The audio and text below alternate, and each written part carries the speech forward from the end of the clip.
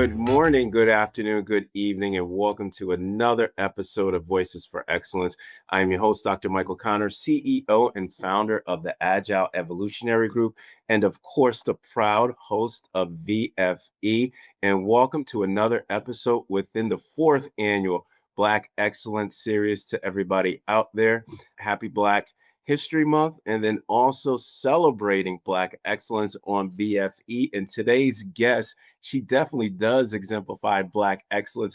We were at the 53rd annual NAPSE conference, and we were just chopping it up. I mean, from research to ed tech to founding and founders to the core work. It was just an amazing couple of days that we were just together talking. And then I said, Tauheedah, I got to get you on my, I got to get you on my podcast. She's like, what? I'm like, I got to get you on my podcast. We started a whole conversation about that. And today we are highlighting her work on the Black Excellence Series. We want to welcome Dr. Tauheedah Baker-Jones out of the ATL. Yes. What's up, Dr. Baker-Jones? So Dr. Baker-Jones is the Southeast Regional Director for the National Center on Education, the Economy. Did I say that correctly? Education and the economy, yes. And she also has her own company as well, where she's the co-founder of the Trinity Strategy Group. So we're going to have a really in-depth conversation. But here, what y'all don't know about Dr. Baker-Jones, everybody into my audience, she is a Harvard graduate, got her doctorate from there. We're going to unpack some research threads and talk about the AC stage of education, which is after COVID-19. So let's give a warm welcome, VFE Black Excellence Series welcome to Dr. Tauheedah Baker-Jones. Dr. Baker-Jones, what's going on? Now, listen, this is different from Chicago now. This is very different from Chicago. I'm so ATL now. I'm enjoying the warmth. I'm enjoying the weather, basking in it. The sun is glowing. It's a little cold, but for a Jersey girl, it's not as cold as I'm usually used to. So, I love being here in ATL. The South got something to say, and I'm excited to represent it and say and share, the awesome work we're doing down here in Atlanta. So wait, I tell you, Dr. Baker-Jones, it's cold in Rochester, right? It is cold. It is there. I say it's the never-ending snow. Everybody asks, I'll be like, yo, how you doing up there? I'm like, it's never weary. And everybody like, what are you talking about? I'm like, it just never ends. So never weary. So good to see. I got to get back down to the ATL. I'll be down there soon, man. Ooh, wee. I'll be cutting up in the ATL. But Dr. Baker-Jones, I cannot wait to highlight your work. I cannot wait to highlight everything that you're doing in the education ecosystem to impact it. But my first question, right? You have a variety of different roles within the ecosystem, where you started out as a classroom teacher in the Los Angeles Unified School District to now being the first chief equity and social justice officer for the Atlanta Public Schools. But for people that don't know Dr. Tauheedah Baker-Jones, what song defines your leadership signature in the AC stage of education? Which song? Wow. Let's see. I would say Conquerors by Kurt Franklin. I would Mm, say Conquerors. And the reason that I choose Conquerors is that, the song talks about tomorrow being a better day. And like every day you're conquering the battles that are put before you. And as a, urban school educator, spending most of my career in urban centers, there are a lot of challenges that our students face. And there are a lot of challenges and battles that we have to overcome so that we can make the promise of public education real for them. And so every day getting up with that mentality that one, God is with me. I'm a woman of faith. And so I firmly believe that education is my calling and it's the way that I put my faith into action in the world. And so getting up with that resolution that I'm doing God's work and I'm leaning into my purpose gives me confidence and faith to tackle those challenges. And then the song ends with saying, not only are we conquerors, we're more than conquerors. So it like puts a stamp on the fact that we're more than just that. Like there's so much in our school systems and our children and our staff and our educators and what we have to offer kids. And so it's more than conquering. It's something that is unseen, can't be understood, but only those who see the invisible can do the impossible. And it seems like an impossible task, but with that belief and with that faith in ourselves and in our kids and for me and God, we can more than conquer. So I would say that that's my song. Dr. Baker-Jones, amen, right? Because your phrases that you highlight or sentiments that you highlighted was leaning in your purpose, right? Kirk Franklin, let's go back. Yes, Kirk Franklin. GP, are you with me? Right? That's oldie but goodie, but leaning in your purpose. And when I think of the depth, breadth, and scope of the myriad of challenges or the problems of practice that we face in education, one could easily come to the conclusion that to be able to, I like to say, have these strategic course corrections might seem impossible because the challenges are interfaced and they're overlaid. But I really like how you structured it where we have to be conquerors. We have to lean into our purpose in order to, I like to say, unpack and unwrap these interface challenges that sometimes seem impossible. But again, having your faith, standing on your faith, standing on God, leaning into your purpose, we know that nothing is impossible when we have God by our side. And yeah, sometimes these battles, these challenges seem like they're deep, right? They're deep and really just the complexity brings a lot of nuances to it. But again, as you stated, within our urban centers, challenges always presents opportunities. But you have a unique perspective where your dissertation focus from Harvard, right, was implemented into practice within the Atlanta public schools. That is so compelling, Dr. Baker Jones. But underscoring your research from Harvard, how can this be applied universally in the AC stage of education to close these nuanced access and opportunities gaps in this dichotomous world of education or the ecosystem, as you had alluded to the previous question before? But first, before we even start, what was your focus, your research focus within your dissertation? How did it lead to this lineage into the Atlanta public schools? And then universally applying specific best practices and strategies and recommendations from your research study, how can it impact the ecosystem today? Right.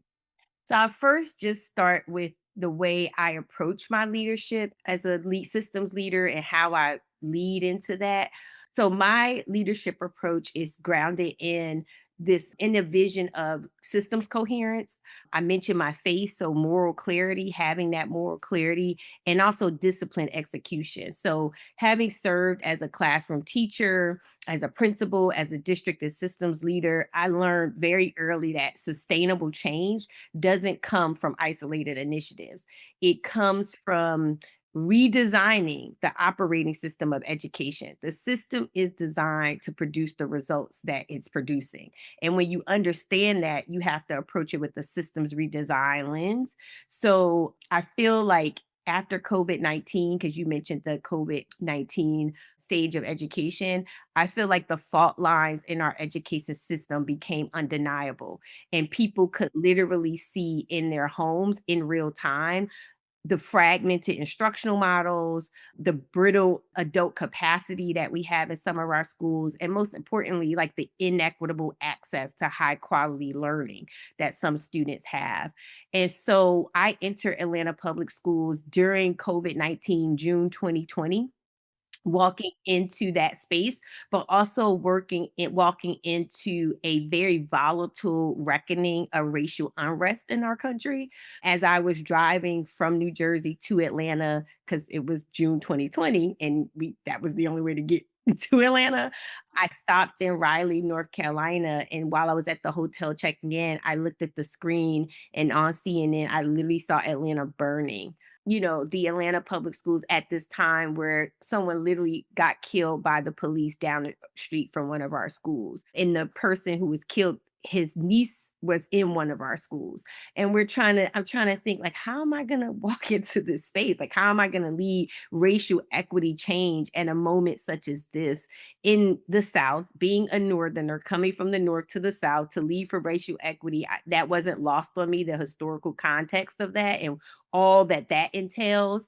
And I realized I had to be intentional. And so, one of the commitments that I made to myself, which informed my research, was how do I design for outcomes, not intention? So, like, how do I ensure like every strategy can be traced back to student outcomes and what's best for students? How do I do this at scale and build adult capacity to really do this work? And how do I keep the focus on like the main thing? So my because this was so much happening politically at that time. Talking about CRT, anti-CRT protests.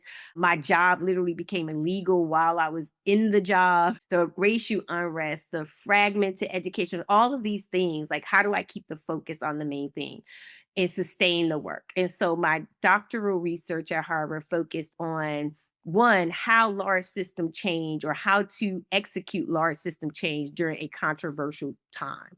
So how large systems execute basically controversial change. That's what I focused on because it was very controversial leading for equity in Atlanta at that time, in the midst of mass political polarization, racial unrest in our nation, in a time unlike any other. I walked in receiving death threats. As soon as I got into the role, I had to have my phone call screened. So I'm like, how am I going to execute this controversial change? So that's what I focused on, particularly when the work challenges longstanding beliefs, when it challenges power structures, and when it challenges comfort zones. So, what became clear through my research and from my practice is that excellence gap persists not because systems lack good ideas, but because they lack disciplined execution when the work is hard. And so in Atlanta public schools, I had the opportunity to move this research from theory to practice. And the core insight was that when systems attempt to raise standards, when they attempt to redesign learning or fundamentally change how adults work on behalf of children, resistance is predictable. The failure point is rarely the vision, it's in change management and how you change that. And I used to tell my team, people don't fear change, they fear loss.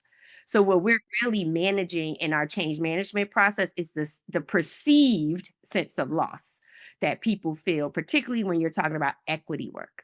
People feel like equity is a zero sum game. And so the resistance is a bit more heightened when you're trying to lead equity focused change initiatives. So, to address that, I developed what I call the Amplify Impact Framework. And Amplify stood for assess, it stood for map, plan, legitimize, iterate, flex, and inform. And it was our disciplined way to approach leading complex, high stakes initiative in a highly polarized environment. And it started with that assessment, assessing who our allies were, who were our what we call our party of no, and how do we engage that party of no early. We mapped, which is the amplified, map out those stakeholders, thinking about what is their what we call scarf threats. So what is their status threats? What are their relationship threats? What are their perceived fairness threats? How do we then address each one of those threats that they may have and map that out and then plan to address it? How do we then get legitimacy in our work? And then recognizing that work that is controversial, when you're leading controversial change, you have to adapt an emergent strategy.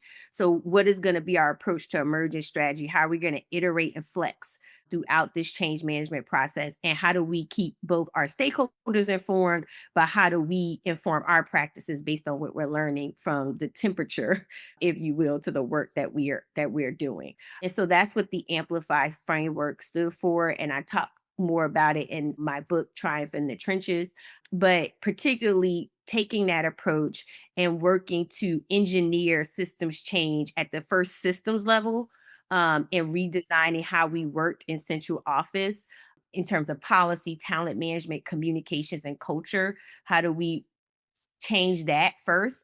That approach universally began to tweak every system regardless of the context.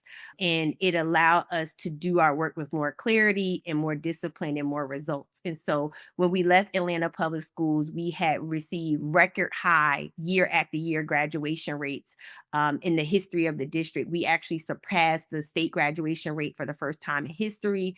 We saw significant student gains in third grade through eighth grade, Georgia milestones. We had the highest scores in Algebra 1 in Georgia milestones since 2015. We had the most schools on the leading leaders list, which means they had either closed their achievement gap or saw significant gains in literacy. In at any point in the district, most of our elementary schools exited being in that status of achievement gap and being on that leading learners list of the Georgia State DOE. And we had the most significant gains in fourth grade reading and NAEP scores on the 2024 out of any of our urban peers. And so I feel like us working cross-functionally with teaching and learning and other teams in central office and taking that approach to keep the focus on equity and students allowed us to move the needle across the board in many areas, not just academics. Phenomenal, succinct strategy, lucid in the approach. Dr. Baker-Jones, you just essentially gave a 4-minute master's class around organizational change management. The one thing I want to go back to, right? Because I think that one of the misnomers, or I should say, implemented in practice, you highlighted two critical themes that I think is essential to achieve systems coherence. Underscoring that with change management is clarity and discipline execution. When I think about discipline execution, that means that it is very adaptive, albeit it is strategic or strategy over time. I think one of the critical problems of practice or problems of context within any learning organization or broad system, as you highlighted, is achieving systems coherence. Moreover, achieving systems alignment and coherence within that. Can you unpack what does discipline execution means in definition to change management and systems coherence, whether it be big or small district that our leaders that are part or leaders within my VFE audience might be leading? Right. So this once I mentioned is like keeping the main thing. In order to achieve coherence, you first need to have a robust vision for what excellent instruction and teaching and learning should look like in your district. And then you need to unpack who has access to that vision and who's realizing that vision and who isn't realizing that vision. And then what are the systemic barriers that's stopping the execution of that vision coming to life? And then once you have that, then you have to articulate the strategy behind how you're going to move into that direction. What goals are you looking for? What are going to be your metrics of success? And I feel like articulating that into a solid theory of action is your main thing. That's the main thing.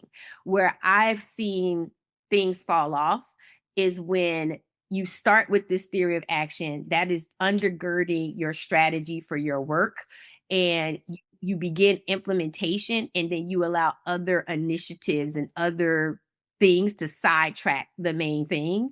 And as I mentioned, through my experience, I learned that sustainable change doesn't come from these isolated initiatives, but actually bringing coherence and staying grounded in what the theory of change is, and then giving yourself enough time to measure AROI of the initiative that you're launching initially before you add on or move on to the next thing. And it does require discipline because so many things are coming at you. So many things require your attention and diversion from what you're focused on. And that's where the discipline comes in. Like, can we integrate this into what we're doing? Um, how does it relate and support the work that we're trying to do to move the main thing? Is it going to take away, distract, or amplify what we're trying to do? Like, these are the types of questions that you have to ask yourself to keep that discipline and keep that focus, because everyone needs to be laser focused on the theory of action and what their role is to execute on that theory of action. And everybody should have some type of scorecard, some type of tracking mechanism, data dashboard to track how their respective offices, their respective schools, their respective classrooms are all aligned to executing that robust theory of that you have created, and realizing that theory of what excellent teaching and learning looks like. And everybody should be steadfast on that mission and vision in that document that they created that says this is what we're going to do to operationalize that vision. And you have to guard and you have to protect as things come up. If it's not aligned with that the work that's at the core and at the center, you have to be able to deflect, you have to be able to protect, you have to be able to tackle and guard. And so that's what it means for me, in my experience. And that's how I would define that discipline. Discipline execution of your strategy is not a quick fix. It takes time, and you need to give yourself that time to do the work to see the results or not, right? Like I said, measure academic return on investment, but it doesn't happen in a year. But you can take yearly chunks to execute on each part of the vision, and then you start to see incremental success that way. A true systems architect you are, Dr. Baker-Jones. And to my audience, this is definitely one of those answers that you want to be able to rewind and play back, because she gave a robust definition, a robust pathology around organizational change management, and underscored various elements of strategic performance management.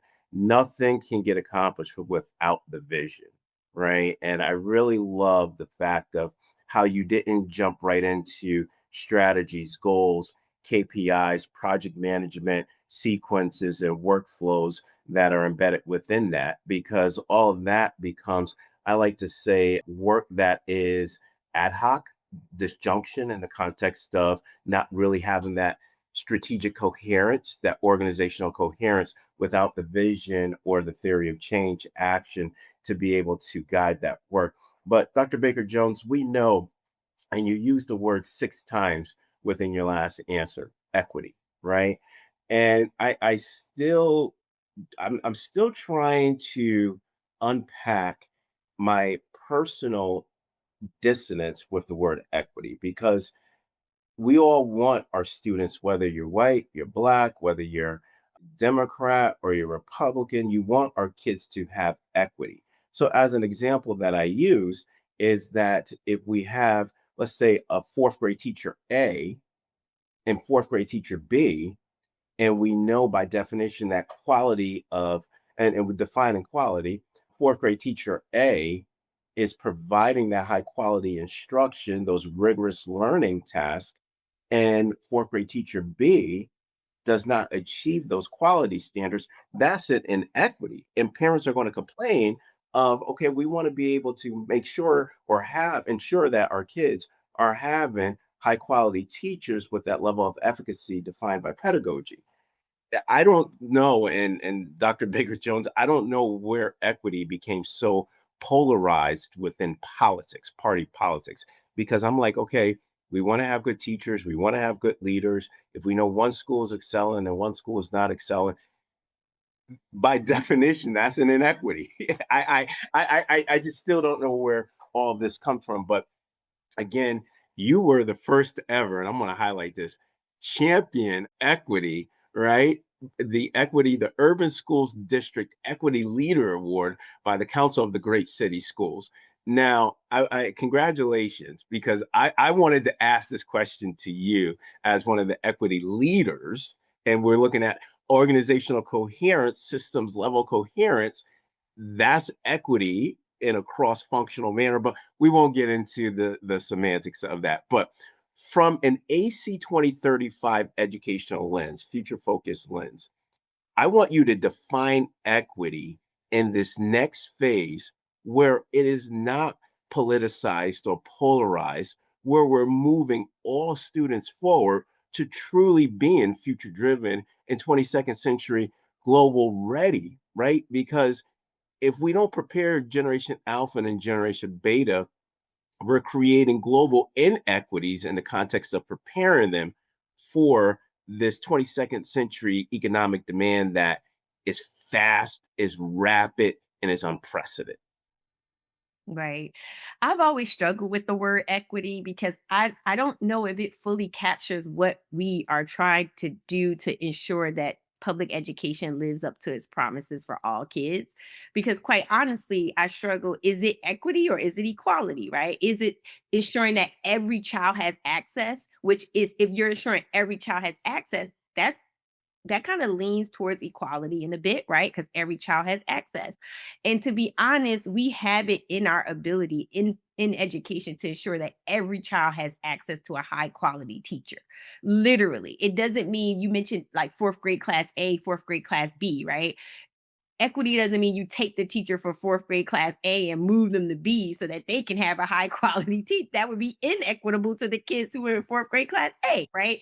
Um, equity means like, what do we need to provide for classroom B, right? What is it, professional learning, capacity building to that teacher? Is it more resources? Is it, is it providing, or maybe peer-to-peer learning? Like, we have the capacity in education to ensure that every child has a high quality leader, a high quality teacher. We have professional learning matrices and frameworks. We have pipeline programs. We have access to quality instructional curriculum materials. So what is happening that it's not happening? That's the real question, right? I don't think it's not happening because we don't have the resources or the tools to make it happen. So we need to peel back the layer to figure out, well, then what's the barrier? What's the root cause, right?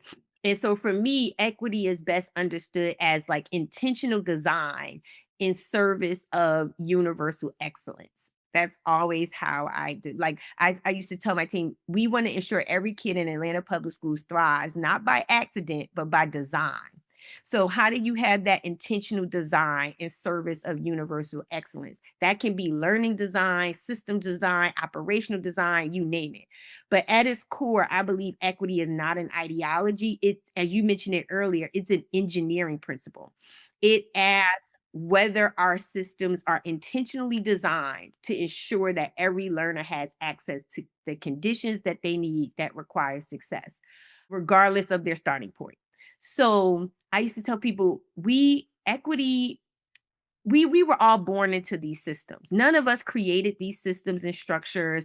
This is not about blaming, shaming, and guilting people. It's not about that, because all of us inherited this history. We inherited these systems. None of us created them. So what is blaming, shaming, guilting going to get us? I also am not always a fan of implicit bias trainings. In fact, it pulling teeth to get people to look beyond that as what equity was about. Because even if we did implicit bias training, people are still going to have biases. Like, that's just, I don't like vanilla ice cream. I like chocolate ice cream. I have a bias. That's not changing, right? And even if I try vanilla ice cream, I'm going to make my face look like, because I just have that bias, right? So at the end of the day, does that really solve the problem? And the answer, in my opinion, is no, because it's not about people. I would tell people we have to go harder on systems and softer on people. That's what this work is about. The system is designed to do what it's doing. And we're just products of that as people. So we have to give people grace to grow. And so when I say equity is not an ideology, is an engineering principle, it asks whether our systems are intentionally designed to ensure that every learner has access to the conditions required for success, regardless of their starting point. So when you strip the political framing, equity really simply means high expectations for all learners, high expectations for all educators, high expectations for ourselves. I include educators in ourselves because I believe that it's sometimes left out of the equation. We look at high expectations for students, but how does that translate to educators and ourselves? It's about intelligent differentiation in support of, once again, students, educators, leaders. How are we differentiating learning, professional learning for teachers? Because teacher in fourth grade class A may not need the professional learning that teacher in fourth grade class B needs, right? It's about relentless focus on outcomes. both at the individual student level, but also at the organizational level. So for me, in this next phase of education, I believe that equity needs to be reframed as excellence, and it needs to be reframed as future readiness for all learners. And quite honestly, that should have been the framing to begin with, because in a highly digitized world where each one of our students has access to the world at their fingertips, they can communicate with a child from Japan on Snapchat, on Twitter, on, TikTok. They're communicating all around the world with folks. They need a level of cultural competency. They need a level of social capital. They need a level of digital citizenship and awareness. They need a level of all of the things that equity tries to teach students: how to interact, how to interact with others, how to, we can't afford it. We want to be competitive in this new world, to not keep a focus on making sure all students have that capacity, but also that all students have the cultural and social capital they need to compete globally in a world that's becoming highly digitized and highly global. And so, how are we preparing every children to thrive in a global, technologically driven economy? That requires innovation, that requires stepping out of our comfort zone, that requires making mistakes culturally and learning from those mistakes. Because a child posts something on the internet and it goes live, it could destroy their whole future. Let's have them learn those skills, productive struggle, those types of, making those types of dialogue, but what do you call it? Constructive dialogue and critical dialogue. Let's teach those things in how we agree and disagree respectfully, right? Let's teach that in school so that they're not making those mistakes on a world stage, right? And so I feel like when equity is embedded into how we operate, not how we brand things, it becomes sustainable, it becomes unifying, it becomes scalable. Because I've never heard anyone say, no, I want my kid to know how to read, and just my kid and no one else. No, I've never heard anybody say that. So I think everybody agrees with the premise of what equity is trying to do. I think the word is getting people hung up, and unpacking that a bit allows the humanity to come through and allows us to work together for all kids in a way that redesigns the systems, and allows us to leverage what we have to make it possible for all kids. Great explanation of defining equity, Dr. Baker-Jones, because I always stated that we have to create, or we have to design, and very intentional with your word. Really appreciate you using the word design, human centric design at that. We have to be able to design structure systems so that it is equitable for students to have the highest quality of, whether it be educational systems, whether it be teachers for instructions.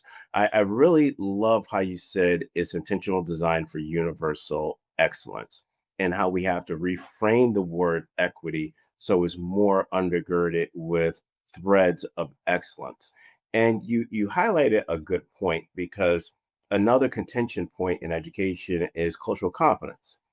And I always like to contend with, whether it be educational stakeholders, policymakers, people at the Hill, when we talk about cultural competence. I'm like, no, no, we're looking at it from this dynamic of Generation Alpha, Generation Beta, where now, because of the access of disruptive technologies, artificial intelligence, students are interacting with each other from different countries, right? As an example, my son, he's playing Roblox with kids, across the world. So it behooves us that we have to be intentional around ensuring our students are culturally competent, because the globe is in their hand because of technology. And the way that technology is changing every second, every minute of the day, we have to ensure that our students can be globally competitive. In order for them to be globally competitive, we have to be able to ensure there's that readiness or preparedness level of them being culturally competent. Well stated. I love how you distinguish between equity and equality. And I knew that you were going to give a really succinct answer, or definition, I should say, on the word equity. Thank you for that. Design equity, reciprocity that has to be scaled and systematized for intelligent differentiation. Wow, Dr. Baker-Jones, we might as well just end the episode right now. Wow. Okay, I got to go to your master's class or your doctoral class, but let's get to your work, right? So you're the Southeast Regional Director for the National Center on Educating the Economy, and then also the co-founder of the Trinity Strategy Group. Now, can you unpack both roles and how you're level setting both to ensure that there's this policy transformation in the ecosystem so that we can be able to have intentional differentiation, organizational coherence with the level of design that is rooted and equity without this polarization or politicization of the work? Right. So, in my work as the Southeast Regional Director at the National Center on Education and Economy, I oversee our work across 11 states in the Southeast, as far north as West Virginia, as far west as Louisiana. And the National Center on Education and Economy is the U.S. leading researcher of high performing systems. We study what our global competitors are doing that are outperforming us, primarily looking at like the PISA exam, like who's outperforming the US? What are they doing? How can we take those lessons and apply them to a US context? We also study high performing systems in the United States. So in nationally, and what are they doing? And how can we take those lessons and apply them in other contexts in our country? And we're the leading US based researcher of that. And then we take that research and we apply that research to policy solutions for policymakers, as well as technical assistance and leadership development for district and school leaders as well, and educators. And so I oversee that body of work in the Southeast region. And then for Trinity Strategy Group, we work with system leaders to basically, as I mentioned, to intelligently, intentionally design strategy around complex, controversial change management issues, how to have that disciplined implementation, how to roll out a change management strategy that would be sustainable, that will allow you to see the outcomes that you wish to see, and how to develop you as well. Because I always say, when I went to Harvard, they had a model that you have to change yourself to change the sector. And one of Ron Heifetz, who's like the father of adaptive leadership, his thing is like change leadership from the inside out. So another thing we do at Trinity Strategy, which is also in our book, we have a lead with grace framework. And leading with grace starts with oneself. So in order for you to change anything, you first have to look within and see, are you the right person to even lead this change? You may be the leader by title, but that doesn't mean you have to be the leader of the change effort. Because in some instances, I might get in the way of the work in Atlanta public schools because of who I am and my identity. And I might not be the best voice or the best person to announce or to move whatever initiative that we need to move. So you have to have a keen awareness of yourself in order to change the sector or change the school district. So Trinity strategy functions in those two buckets of leadership development for oneself in leading change, and then how do you lead sustainable change at your school system or at the systems level. So how do those two relate? So if I were designing a school system or district as an education architect or engineer, one of the things I would begin with is looking at how high performing systems around the world are doing what I'm trying to do. Learn taking those evidence-based practices that will allow or ensure success. So at the National Center on Education and the Economy, we focus on that, and we have policy briefs, we have research research documents. And after COVID-19, we conducted focused research on systems across the globe that experience minimal learning loss but continue to perform at high levels. And what we found was not accidental. What we found was that those systems were not simply, they were not only resilient, but they also were intentionally designing for adaptability. They were designing for coherence. They were designing for long-term relevance. And they had already begun to align their systems and align their schools to prepare students for this rapidly changing world. And we distilled that research in what we call our blueprint for designing systems that work. And I have the privilege of supporting NCEE and implementing that blueprint with fidelity across the Southeast. So drawing on that research, one thing I would do to answer your question is to look at how the system is using its time, talent, and treasure to intentionally align to what we call now at NCE long life. Because what we've also learned in that research is that students is beyond a K through 16 continuum. In this new world we're living in, people have to be ready for long life learning because technology is changing at rapid speeds. And so, how are we preparing students for long life, future ready learning with the goal being that not just being about recovery or remediation, but thriving by design with generation alpha and even generation beta, right? So I would replace these rigid age-based progressions, and because that's what we learned in our research, high performing systems are replacing that age-based progression with flexible learning pathways that prioritize mastery over seat time. They are looking at deep sustained investments in educator expertise.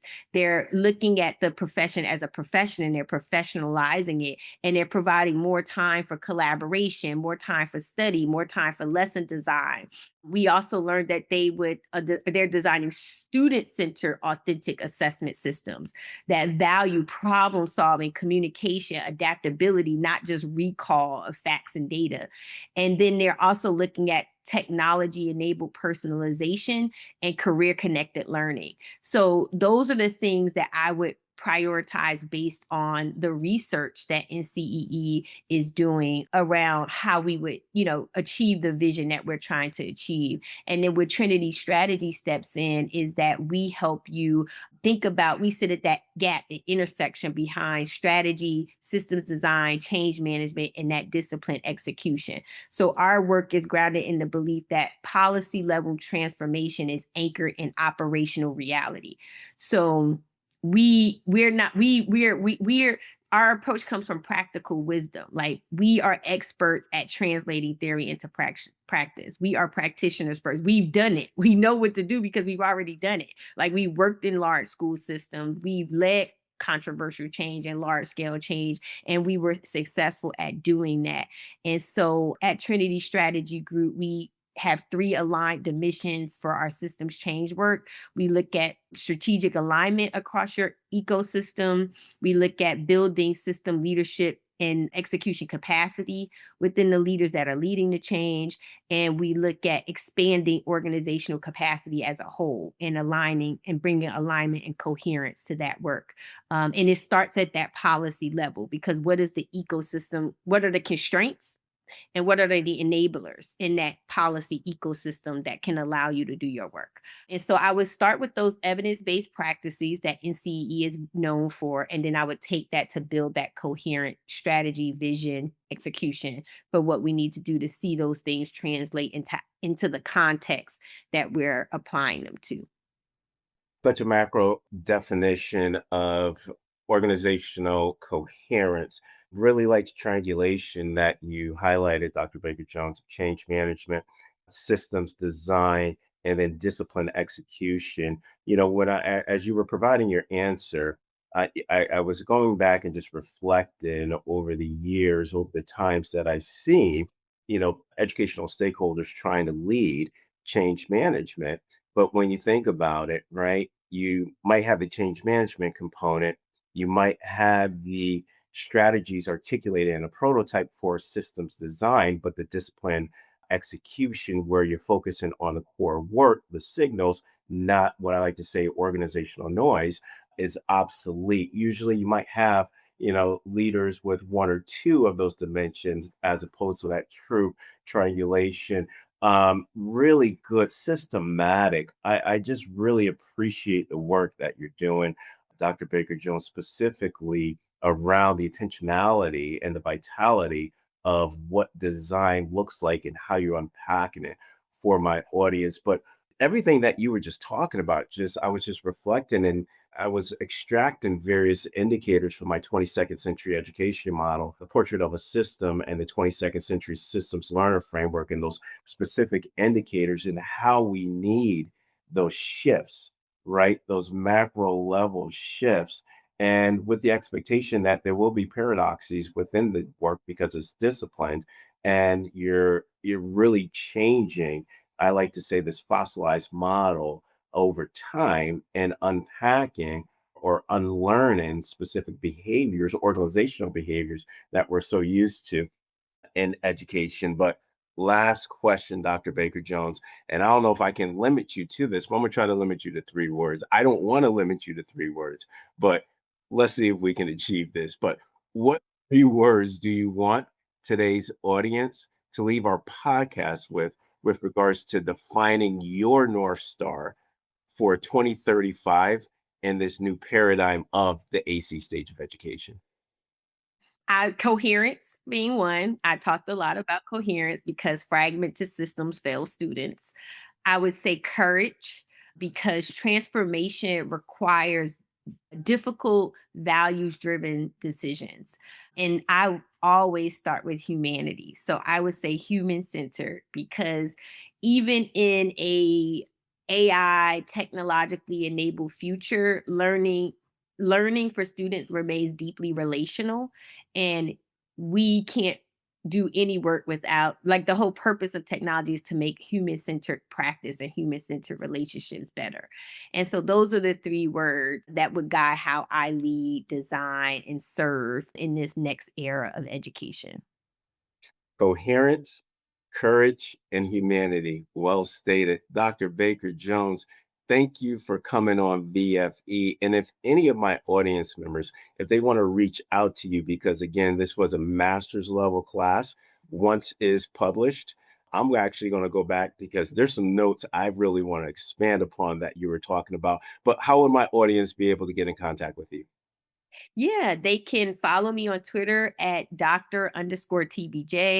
They can also email me at tbaker-jones at trinitystrategy.org or at tbakerjones, all one word, at ncee.org. And they can also follow me on LinkedIn. I'm located on LinkedIn with Tauheedah Baker-Jones. You look me up and you'll find me. Tahita, thank you for coming on VFE. Good sister.